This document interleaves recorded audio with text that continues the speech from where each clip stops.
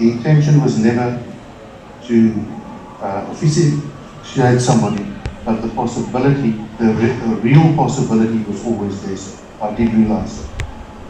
How did I react and respond to the ban? What happens to the person while he is being choked? Can you describe? I presume, excuse me, the actions of somebody who was suffocated. Can you describe those reactions? My arrival at the Apartheid Museum came with a lot of intense emotions. As a person of color in South Africa, it was really important for me to visit the museum during my stay in Jozi. It's important to learn other African languages because it's not for me to, feel good about myself that I can speak an African language. It's that I want to understand other people's culture, because the thing is also I am light skinned. By being colored, my skin is lighter, and so I'm afforded privileges in this country.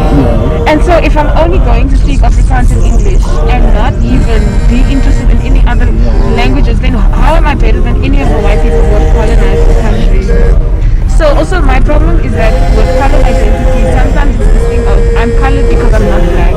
Yeah, but you've got nothing really so it's like, okay, but are you then just proud of the fact that your skin is closer to whiteness?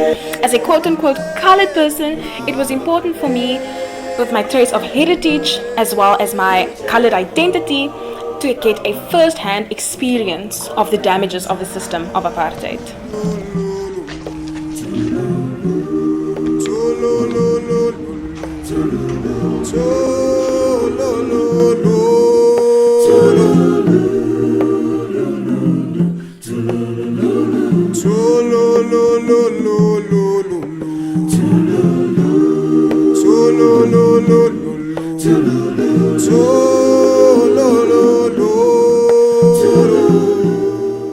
Hendrik Verwoerd was a Dutch-born white Afrikaner nationalist, also known as the architect and father of apartheid.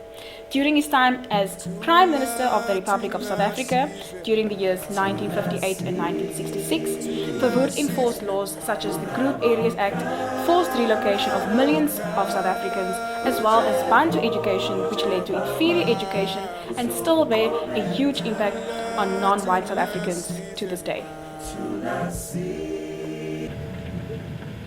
Our policy is one which is called by an Afrikaans word apartheid. And I'm afraid that has been misunderstood so often. It could just as easily, and perhaps much better, be described as a policy of good neighborliness, accepting that there are differences between people. But while these differences exist, and you have to acknowledge them, at the same time you can live together, aid one another, but that it can best be done when you act as good neighbors always do. Nothing will happen here if you people leave.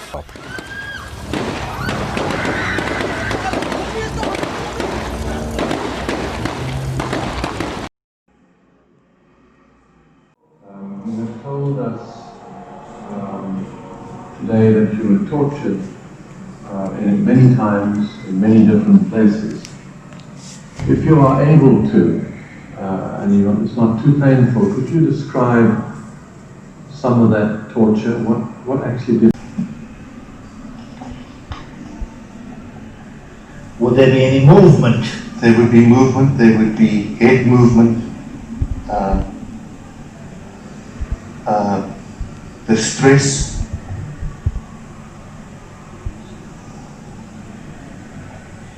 All the time there would be questions being asked, do you want to speak, or what have you? And as soon as the indication was given that this person wanted to speak, the air would be allowed back to this person to say what he wanted to say.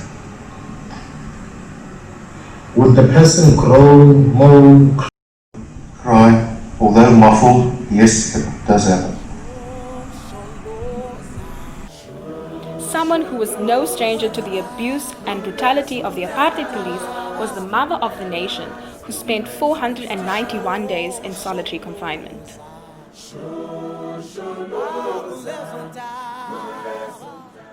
I'm Zanywe Matikizela. That's who I am. I never dreamt I would meet a Mandela. I never dreamt that I would end up in and out of prisons.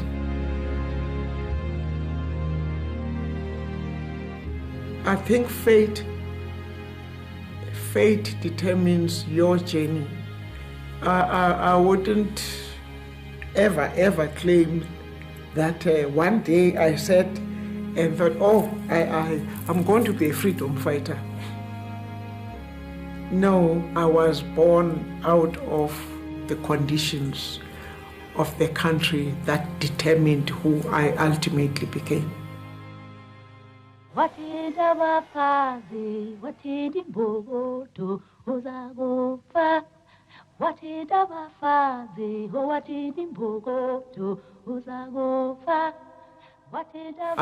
I could never fully understand how human beings could oppress one another to that extent because of the color of your skin. The Reservation of Separate Immunities Act, Act number 49 of 1953, formed part of the apartheid system of racial segregation in South Africa. The act legalized the racial segregation of public premises, vehicles and services. In practice, the best facilities were reserved for whites, while those of other races were inferior. Many white South Africans who employ black South Africans enforce apartheid narratives by forcing their domestic workers to use a separate toilet to that of the employer. The Soweto uprising was a series of protests led by black students in South Africa. It was triggered by the implementation of Bantu education in 1953, which used white Afrikaans as a tool of oppression, which forced all learners to learn in Afrikaans irregardless of their home language.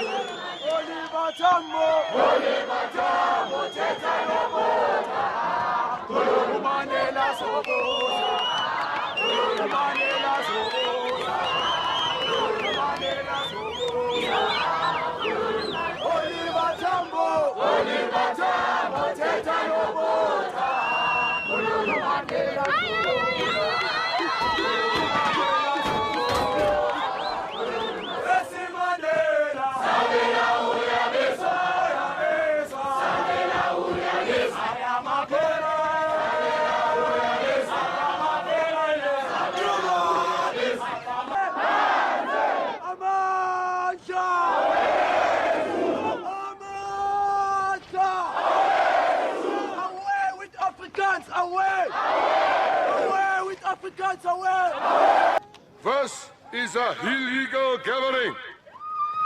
The time is now 9:23. You have 3 minutes. At 9:26, you must disintegrate. Thank you very much.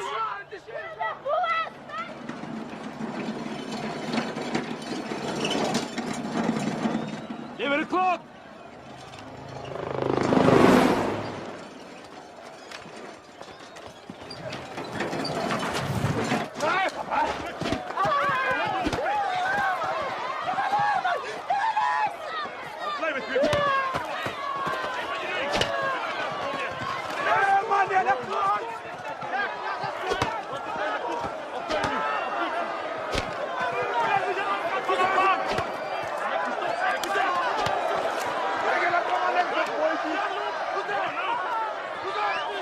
Requesting you that instead of making a mockery of this warning, that you stop this action immediately.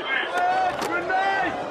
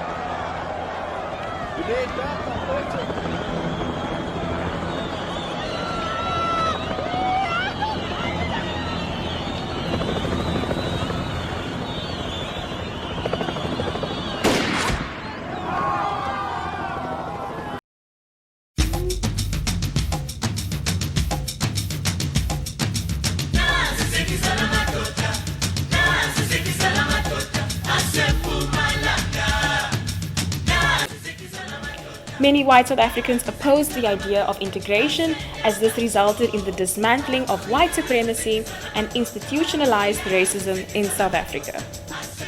At this point, the apartheid government was forced to come to the negotiating table as a result of the rising violence in the country.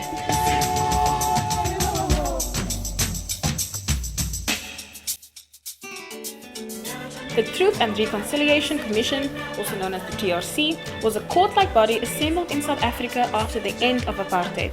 Anybody who felt they had been a victim of violence could come forward and be heard at the TRC proceedings. Perpetrators of violence could also give testimony and request amnesty from prosecution. Led by chairperson Archbishop Desmond Tutu, the commission brought forth many witnesses giving testimony about the secret and immoral acts committed by the apartheid government. The mandate of the commission was to bear witness to, record, and in some cases grant amnesty to the perpetrators of crimes relating to human rights violations, reparation, and rehabilitation.